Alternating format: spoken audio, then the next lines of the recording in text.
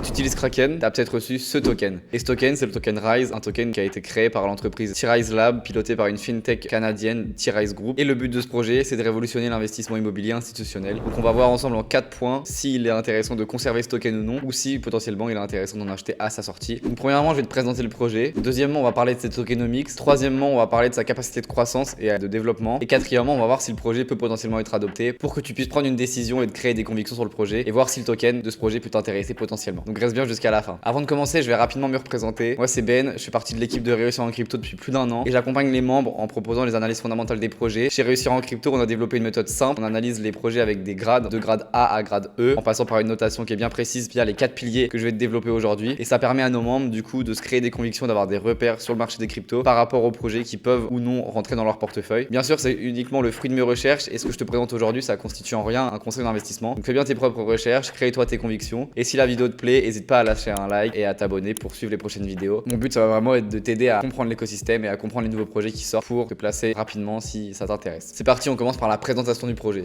Donc comme je te l'ai expliqué, si tu utilises Kraken comme exchange et que tu détiens un panier d'actifs de RWA, donc ils n'ont pas précisé quel actif c'était, mais ça peut être du Hondo, ça peut être du Cyrup ou d'autres actifs qui sont dans la catégorie RWA. Tu as peut-être reçu le token Rise juste ici, qui est actuellement 593e sur CoinMarketCap. On va voir ensemble à quoi il correspond et à quoi ce projet sert. Donc tout simplement, le token Rise est le projet de T-Rise Group, donc une fintech canadienne qui a été créée en 2022. Il a pour but de révolutionner et de démocratiser l'investissement institutionnel dans l'immobilier tout simplement. Et leur proposition de valeur, c'est de tokeniser n'importe quoi, n'importe où et n'importe quand le plus facilement possible. Mais ils se basent vraiment sur l'immobilier institutionnel et ils soulèvent plusieurs points intéressants qu'on va voir ensemble et donc pourquoi leur solution est apportée. Et l'objectif du projet, c'est l'objectif classique des RWA, c'est de rendre l'investissement le plus accessible possible pour les deux parties, que ce soit pour ceux qui proposent les actifs à tokeniser ou pour les personnes qui peuvent y avoir accès tout simplement. Et donc comme je te l'ai expliqué, ils s'adressent uniquement au marché de l'immobilier institutionnel et en gros ils expliquent qu'il y a plusieurs frictions au fait de lever de fonds quand on est institutionnel, quand on veut faire de l'immobilier à grande échelle et que leur solution peut permettre de résoudre ces problèmes là. Et donc ils estiment que leur solution elle est meilleure sur 7 points pour essayer d'aider ce marché. Donc la première, c'est comment récupérer du capital. Ils disent que c'est compliqué de récupérer du capital dans les méthodes traditionnelles, donc il faut passer par les banques, par les private equity ou par les grants, alors qu'ici en tokenisant les actifs, ça permet de faciliter l'accès au financement tout simplement. Ça permet de plus fractionner l'investissement, donc de permettre à plus de personnes de rentrer dedans et donc d'obtenir plus facilement des liquidités. Le coût aussi pour réunir ce capital est moindre puisqu'il y aura peut-être moins de paiement d'intérêt par rapport à une banque ou par des private equity. La vitesse pour lever des fonds est beaucoup plus rapide en passant par le type de solution RWA que par des solutions institutionnelles classiques. C'est beaucoup plus facile d'atteindre un marché global puisque tout le monde a accès aux solutions RWA et donc tout le monde peut y participer et donc ils peuvent lever des fonds de plusieurs endroits et c'est beaucoup plus facile. Au niveau de l'administratif, il y a beaucoup moins de choses à gérer puisque c'est déjà géré nativement dans la blockchain, on le verra puisqu'ils ont des standards comme sur le projet Plume que j'ai fait dans la dernière vidéo avec le standard ERC 3643 qui permet d'implémenter tout ce qui est régulation et compliance directement au sein de la blockchain pour que ce soit nativement intégré et que toutes les prérequis soient demandés avant d'investir pour que tout soit fait en règle et que l'investissement se déroule facilement. Et donc ça réduit vraiment de beaucoup les frais de gestion pour le projet et aussi pour les levées de fonds, donc ça permet un gain de coût pour le projet qui souhaite lever des fonds. Et d'après le projet, ça permet aussi de réduire l'empreinte carbone des levées de fonds. Donc ça c'est un peu moins tangible, mais c'est un des points qui soulève aussi. Et on est sur un projet qui se place donc sur le marché des RWA, marché qui est voué à croître dans les années à venir puisqu'on a Ripple et Boston Consulting Group qui ont mené une étude et qui projettent que le marché de la tokenisation des actifs réels atteindrait d'ici 2033 18,9 trillions de dollars. Ça représente 18,9 milliards de dollars, donc c'est colossal. Et on voit donc que peu importe le chiffre, on voit que c'est une croissance qui est exponentielle puisque en 2024 on avait un marché qui était estimé à 118 milliards de dollars, donc c'est une croissance qui est vraiment colossale. D'après le projet, dans leur solution ils auraient déjà signé plus de 2 milliards d'assets qui doivent être entrés, donc d'actifs qui vont être tokenisés sur leur blockchain. Ça pourrait potentiellement réduire de 75% les coûts financiers d'une levée de fonds par rapport à une levée de fonds traditionnelle et leur projet respecte les régulations de plus de 150 pays, donc c'est vraiment une bonne chose. On voit que c'est un projet qui est en place et s'ils ont vraiment les 2 milliards d'actifs qui sont signés, ça montre que le projet est déjà très bien adopté alors qu'il n'est pas encore lancé sur la blockchain, donc c'est plutôt une très bonne chose. On a ici un aperçu de l'interface du projet tout simplement qui nous montre les différents projets qui seront potentiellement listés. Vous avez le montant qui est déjà levé et vous avez le nombre de jours qui restent et ce que c'est comme type de projet. Donc là ça serait une nouvelle construction, listing rapide, donc ce serait un relisting, une vente complète d'appartements. Donc vous voyez qu'il y a plusieurs choix et c'est plutôt une bonne chose. Et il y aurait un wallet qui est dédié à l'investissement, donc ça c'est une bonne chose aussi pour suivre les investissements qu'on veut faire via cette solution. Donc comme je vous l'ai expliqué, cette solution elle est d'une part avantageuse pour nous en tant qu'investisseurs puisque c'est des investissements auxquels on n'a pas accès normalement. L'investissement dans l'immobilier institutionnel, on n'y a pas accès, c'est très difficile d'y avoir accès. C'est réservé à certaines catégories d'acteurs et aussi pour les personnes qui souhaitent tokeniser leurs actifs, c'est une bonne chose parce qu'ils ont accès à plus plus de liquidité, ils peuvent tokeniser leurs actifs et mettre en place une levée de fonds très rapidement en quelques clics grâce au projet RiseNet, et c'est plutôt une bonne chose. Ça permet de joindre la liquidité du marché et nous, ça nous permet d'avoir de nouvelles opportunités, et pour le projet institutionnel, ça lui permet de lever plus facilement des fonds à moindre frais, tout simplement. Si vous voulez creuser le projet de A à Z, je vous mettrai en description le white paper qui est ultra intéressant et qui est vraiment complet. Il y a vraiment tout qui est expliqué dessus. Et maintenant, on va passer au tokenomics et au token Rise et on va voir comment il est utilisé et le vesting actuel. Donc vous avez le vesting qui est indiqué sur le white paper avec les différentes catégories. C'est un token qui va être listé principalement au départ sur la blockchain Base en tant que token ERC20, et on voit que c'est un token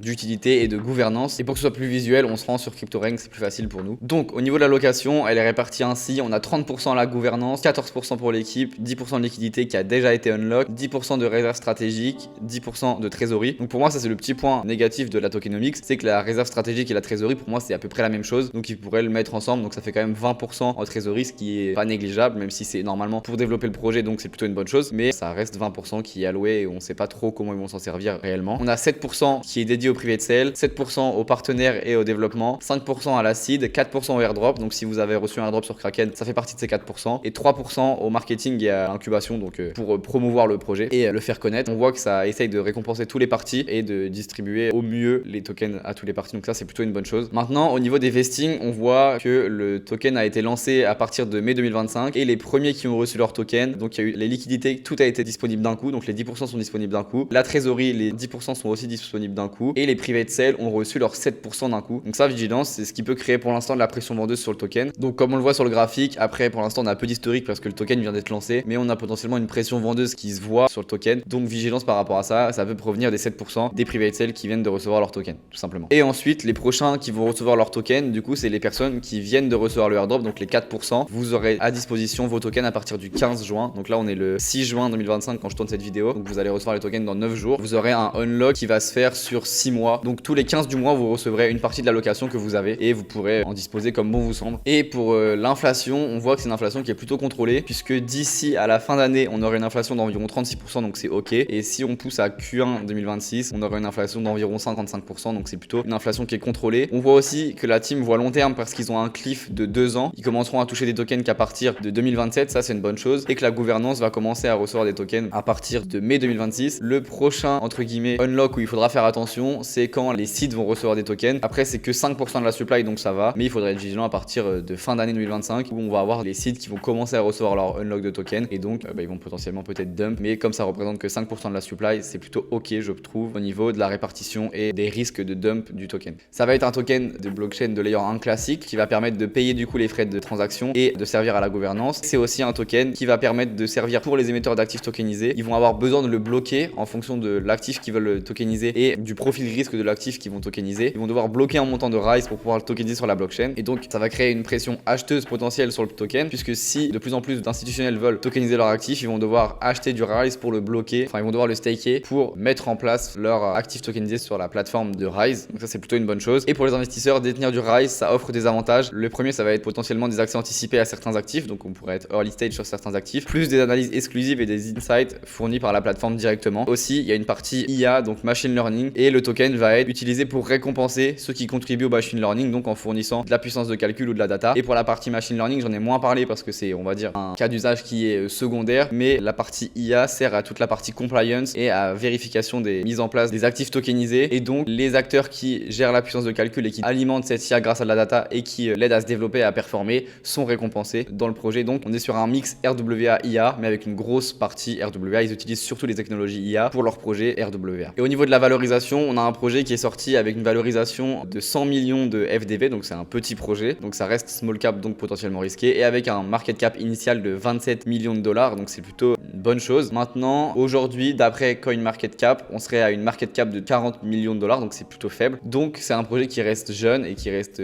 risqué et spéculatif. C'est à prendre en compte forcément dans la gestion de votre investissement, mais comme on l'a vu par rapport au potentiel du marché des RWA et au potentiel du marché que eux aussi s'attaquent, donc les RWA institutionnels, c'est plutôt très faiblement valorisé je trouve, et a potentiellement un potentiel de croissance qui est élevé si le projet est adopté et est utilisé par la suite dans les années à venir. Maintenant, troisième point, on va parler de la capacité de croissance du projet projet à se développer. L'équipe qui est derrière le projet, c'est l'équipe de T-Rise Group du coup, et c'est une fintech qui a été montée en 2022 au Canada du coup, à Montréal, et il y a plusieurs profils qui sont diversifiés dans la team. On a le CEO qui a 15 ans d'expertise sur les marchés financiers et en technologie financière, on a le CTO qui est un ingénieur, et après on a une team qui est diversifiée avec plusieurs profils hyper intéressants. Donc on a des profils marketing, des profils head of blockchain, des profils ingénieria. On a une team qui est vraiment constituée de profils diversifiés pour mener à bien ce projet avec des expériences dans différents domaines. Donc c'est plutôt une bonne chose et ça montre que le projet a vraiment la possibilité de se développer correctement. Ensuite, au niveau des investisseurs, d'après les données que j'ai trouvées, ils auraient levé à peu près 2,5 millions de dollars auprès d'investisseurs privés et de business angels. Donc ça, on a peu d'informations dessus, mais du coup c'est plutôt une bonne chose parce qu'il y aurait peu de fonds qui ont été levés, donc potentiellement un dump plus faible, il y aurait peu de risque de dump. Par contre, comme c'est un projet qui est un projet d'envergure, la question c'est est-ce qu'ils ont levé assez de fonds. Donc ça c'est une chose qu'on verra par la suite par rapport à leur développement. Maintenant, ils ont peut-être fait le choix de lever peu de fonds et de garder une grosse partie, comme je vous l'expliquais, de trésorerie et de réserve stratégique, donc de 20% au total, pour justement alimenter le projet et avoir des fonds pour pouvoir se développer dans le futur. Également, on a un projet qui a des partenariats vraiment solides avec deux grosses entités qui sont Canton et IBC. Donc Canton, c'est un réseau blockchain qui est orienté finance régulée et qui est soutenu par des grosses entités comme le Nasdaq ou comme Goldman Sachs par exemple. Et donc ça permet à T-Rise Group et au projet RiseNet d'être dans un écosystème vraiment très qualitatif et très sélectif. Donc c'est une bonne chose que le projet ait intégré ce genre de réseau. On a aussi le fait qu'ils soient en partenariat avec une école de Montréal, donc l'école technologique supérieure de l'Université du Québec, et ça leur permet d'être au plus proche du développement blockchain récent et de la recherche et du développement au niveau de la blockchain. Donc ça c'est aussi un partenariat qui est ultra intéressant. Ils sont en partenariat du coup avec Kraken, avec Chainlink. Donc ça c'est une bonne chose. On a déjà le token qui est listé, alors que c'est un token small cap qui est listé sur Kraken,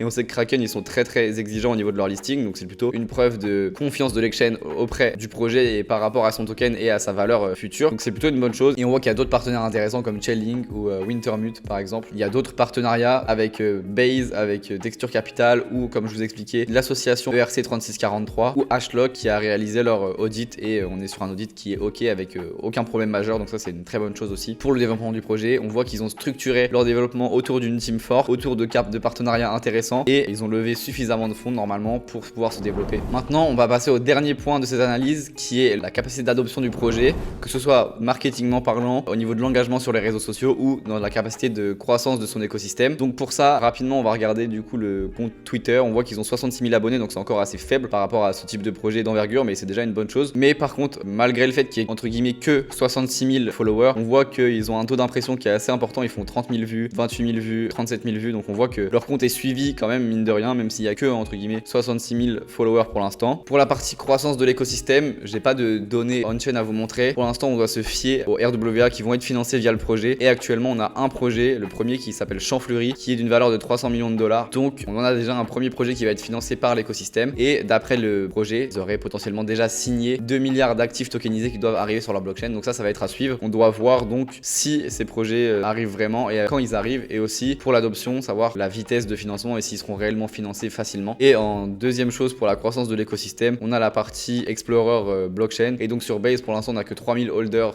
du token, mais ça compte pas déjà les holders sur Kraken, et on voit que c'est un projet du coup qui est encore récent et qui est encore peu holdé, donc potentiellement peu connu, et donc ça laisse une marge de progression intéressante pour le projet, sachant qu'il est small cap et qu'il y a peu de personnes qui le détiennent encore en portefeuille. Voilà, l'analyse elle est terminée. Donc pour nous c'est un projet qu'on classe en grade B parce qu'il se situe sur un secteur vraiment intéressant, les RWA, et il amène une nouvelle utilité au marché, donc qui est l'immobilier institutionnel, et il permet l'accès du coup, et il démocratise ce genre d'investissement au plus grand nombre grâce à la blockchain. D'un côté ça permet donc aux investisseurs comme nous d'investir dans ce type de projet, et de l'autre ça permet aux émetteurs d'actifs tokenisés de lever des fonds plus facilement à moindre coût et de manière sécurisée via cette blockchain. Donc ça c'est plutôt une bonne chose, et on voit que dans ce cas d'usage la blockchain a vraiment un rôle central et permet vraiment de faciliter les levées de fonds pour les projets. Autre point intéressant, c'est que le projet il a vraiment une capacité de croissance qui est intéressante. Il y a une grosse équipe derrière le projet, ils ont des gros partenariats et ils ont déjà potentiellement signé presque 2 milliards d'actifs. Donc on voit que le projet est potentiellement déjà suivi de la part des institutionnels et des gens qui sont dans le secteur et qui croient à ce genre de projet et au RWA dans le futur. Maintenant, comme je vous l'expliquais, le seul point où on n'a pas la réponse et qu'il faudra suivre, c'est l'adoption du projet, donc le nombre de projets qui vont être tokenisés réellement sur la blockchain, et aussi le délai de financement de chaque projet. Est-ce qu'on a vraiment un intérêt par rapport au token de ce projet? Donc est-ce que le nombre de holders continue à croître? Est-ce que le Twitter continue à prendre en nombre de followers? Est-ce que aussi du coup la TVL de l'écosystème va aussi croître au-dessus des 2 milliards de dollars, sachant qu'ils ont déjà potentiellement signé ce montant en TVL en absolu, donc à voir. Mais pour nous c'est un projet qui est vraiment prometteur, et donc je pense que les membres de chez Réussir en Crypto qui ont ce token, on leur a indiqué de potentiellement le garder sur du plus long terme parce que c'est un projet qui est intéressant, avec avec une bonne tokenomics, un secteur intéressant et une capacité de croissance qui est bonne. Voilà, c'est tout pour moi. Je vous souhaite une bonne journée et je vous dis à bientôt dans une prochaine vidéo.